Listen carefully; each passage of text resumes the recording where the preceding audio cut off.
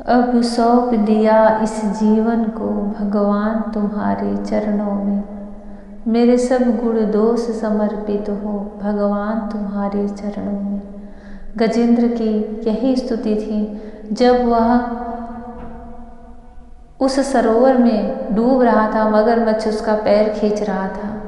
भगवान उस समय हरि अवतार लेकर के उसे उस बंधन से मुक्त कराने आए थे। जय श्री कृष्णा मेरी सोल फैमिली, अवेकन सोल पर आप सबका बहुत बहुत स्वागत है। श्रीमद् भागवत महापुराण का 8वां स्कंध प्रारंभ हो चुका है। पहला अध्याय। राजा परीक्षित अब दूसरे मनुओं की कथा सुनना चाहते हैं। श्री सुखदेव मुनि उन्हें 14 मनवंतर के जो 14 मनु होते हैं क्रम से उनकी कथा सुना रहे हैं। चौथे मनु का नाम था तामस। वे तीसरे मनु उत्तम के सगे भाई थे। उनके पृथु, ख्याति, नर, केतु इत्यादि 10 पुत्र थे। सत्यक, हरि और वीर नामक देवताओं के प्रधान गण थे। इंद्र का नाम था त्रिशिख। उस मनवंतर में ज्योतिर्धाम आदि सप्तर्षि थे। परीक्षित उस तामस नाम के मनवंतर में विधृति के पुत्र वैधृति नाम के और भी देवता हुए। उन्होंने समय के फेर से नष्ट प्राय वेदों को अपनी शक्ति से बचाया था, इसलिए वे वैधृति कहलाए। इसी मनवंतर में हरि मेधा ऋषि की पत्नी हरिणी के गर्भ से हरि के रूप में भगवान ने अवतार ग्रहण किया। इसी अवतार में उन्होंने ग्राह से गजेंद्र की रक्षा की थी। जय श्री कृष्ण। राजा परीक्षित ने पूछा, मुनिवर हम आपसे यह सुनना चाहते हैं कि भगवान ने गजेंद्र को ग्राह के फंदे से कैसे छुड़ाया था। सब कथाओं में वही कथा परम पुण्यमय, प्रशंसनीय, मंगलकारी और शुभ है, जिसमें महात्माओं के द्वारा गान किए हुए भगवान श्रीहरि के पवित्र यश का वर्णन रहता है। सूत जी कहते हैं, सौनकादि ऋषियों राजा परीक्षित आमरण अनशन करके कथा सुनने के लिए ही बैठे हुए थे। उन्होंने जब श्री सुखदेव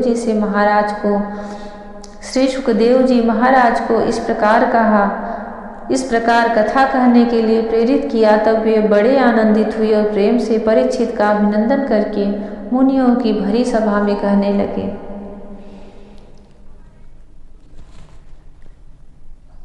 गजेंद्र ग्राह के द्वारा गजेंद्र का पकड़ा जाना बड़ी ही सुंदर कथा है यह, और जो भी भगवान के भक्त होते हैं उनके समाज में तो यह कथा निरंतर गाई जाती है।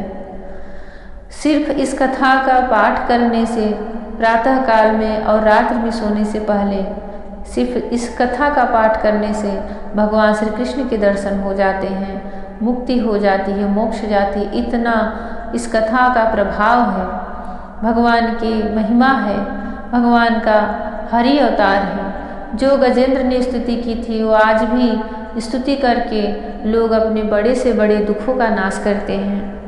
जो भी यह श्रीमद् भागवत महापुराण को क्रम से सुन रहे हैं वह इसे अवश्य सुने और इसमें जो उनकी स्तुति है उसे प्रतिदिन सुनने की कोशिश करें। जीवन की कितनी भी बड़ी विपत्तियां हैं वह अवश्य दूर होती हैं, कोई भी मनोकामना है वह अवश्य पूर्ण होता है। श्री सुखदेव जी ने कहा, परीक्षित क्षीर सागर में त्रिकुट नाम का एक प्रसिद्ध सुंदर एवं श्रेष्ठ पर्वत था। वह 10,000 योजन ऊंचा था। उसकी लंबाई चौड़ाई भी चारों ओर इतनी ही थी। उसके चांदी, लोहे और सोने के 3 शिखरों की छटा से समुद्र, दिशाएं और आकाश जगमगाते रहते थे।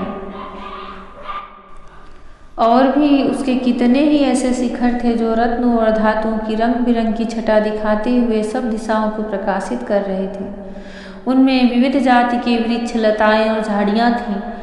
झरनों की झरझर से वह गुंजायमान होता रहता था। सब ओर से समुद्र की लहरें आकर उस पर्वत के निचले भाग से टकराती। उस समय ऐसा जान पड़ता मानो वे पर्वतराज के पांव पखार रही हों।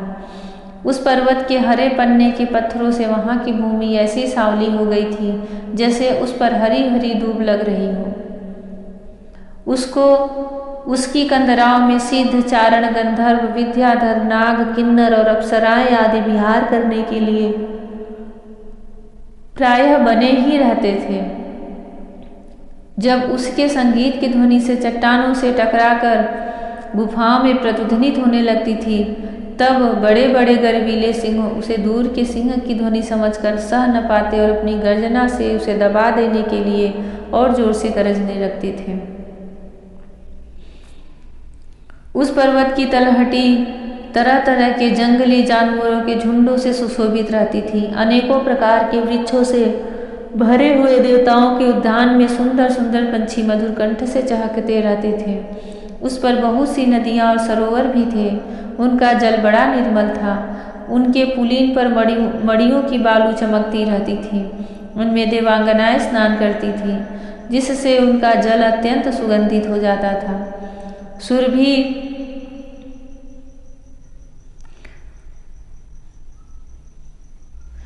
उसकी सुरभि लेकर भीनी भीनी वायु चलती रहती थी। पर्वतराज त्रिकुट की तराई में भगवत प्रेमी महात्मा भगवान वरुण का एक उद्यान था। उसका नाम था ऋतुमान।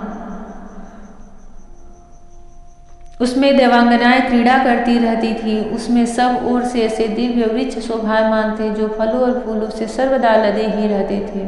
उस उद्यान में मंदार, पारिजात, गुलाब, अशोक, चंपा, तरह तरह के आम, पयाल, कटहल, आमड़ा, सुपारी, नारियल, खजूर, बिजौरा, महुआ, साखू, ताड़, तमाल, असन, अर्जुन, रीठा, गूलर, पाकर, बरगद, पलास, चंदन, नीम, कचनार, साल, देवदारू, दाख, ईख, केला, जामुन, बेर, रुद्राक्ष, हरे, आंवला, बेल, कैंथ, नींबू और भिलावे आदि के वृक्ष लहराते रहते थे। उस उद्यान में एक बड़ा भारी सरोवर था। उसमें सुनहले कमल खिल रहे थे और भी विविध जात के कुमुद, उत्पल, कल्हार, शतदल आदि कमलों की अनूठी छटा छिटक रही थी। मतवाले भौरे गूंज रहे थे। मनोहर पक्षी कलरव कर रहे थे। हंस, कारंडो, चक्रवाक और सारस दल के दल भरे हुए थे। पनडुब्बी, बतख और पपीहे कूज रहे थे। मछली और कछुओं के चलने से कमल के फूल हिल जाते थे, जिससे उनका पराग झड़कर जल को सुंदर और सुगंधित बना देता था।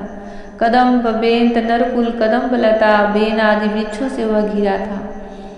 कुंद, कुरबक, कटसरैया, अशोक, सीरस, बनमल्लिका, निसौड़ा, हरश्रृंगार, सोनजूही, नाग, पुन्नाग, जाति, मल्लिका, सतपत्र, माधवी और मोगरा आदि सुंदर सुंदर पुष्प वृक्ष एवं तट के दूसरे वृक्षों से भी, जो प्रत्येक ऋतु में हरे भरे रहते थे, वह सरोवर शोभायमान रहता था।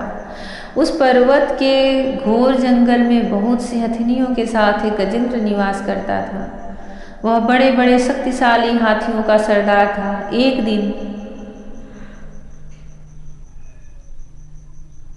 दिन वह उसी पर्वत पर अपनी हथिनियों के साथ कांटे वाले कीचक, बांस, बेंत, बड़ी बड़ी झाड़ियों और पेड़ों को रौंदता हुआ घूम रहा था। उसकी गंध मात्र से सिंह, हाथी, बाघ, गैंडे आदि हिंस्र जंतु, नाग तथा काले गोरे सरब और चमड़ी गाय आदि डरकर भाग जाया करते थे। और उसकी कृपा से भेड़िए, सूअर और भैंसे, रीछ, शल्य, लंगूर तथा कुत्ते, बंदर, हरिण और खरगोश आदि क्षुद्र जीव सब कहीं निर्भय विचरते रहते थे। उसके पीछे पीछे हथिनियों के छोटे छोटे बच्चे दौड़ रहे थे।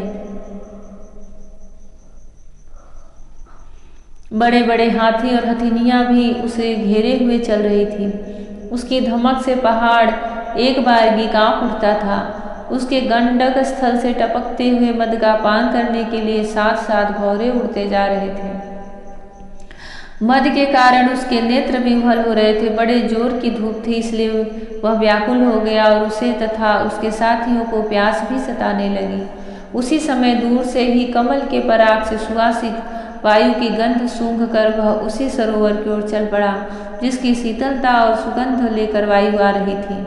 थोड़ी ही देर में वेग से चलकर वह सरोवर के तट पर जा पहुंचा। उस सरोवर का जल अत्यंत निर्मल एवं अमृत के समान मधुर था। सुनहले और अरुण कमलों की केसर से वह महक रहा था। गजेंद्र ने पहले तो उसमें घुसकर अपनी सूंड से उठा कर जी भरकर जल पिया, फिर उस जल में स्नान करके अपनी थकान मिटाई। गजेंद्र गृहस्थ पुरुषों की भांति मोहग्रस्त होकर अपनी सूंड से जल के फुहारे छोड़ छोड़कर साथ की हथिनियों और बच्चों को नहलाने लगा तथा उनके मुंह में सूर डालकर जल पिलाने लगा। भगवान की माया से मोहित हुआ गजेंद्र उन्मत्त हो रहा था। उस बेचारे को इस बात का पता ही न था कि मेरे सिर पर बहुत बड़ी विपत्ति मंडरा रही है। जय श्री कृष्ण। बड़ी ही सुंदर कथा है, बहुत ही सुंदर प्रसंग है।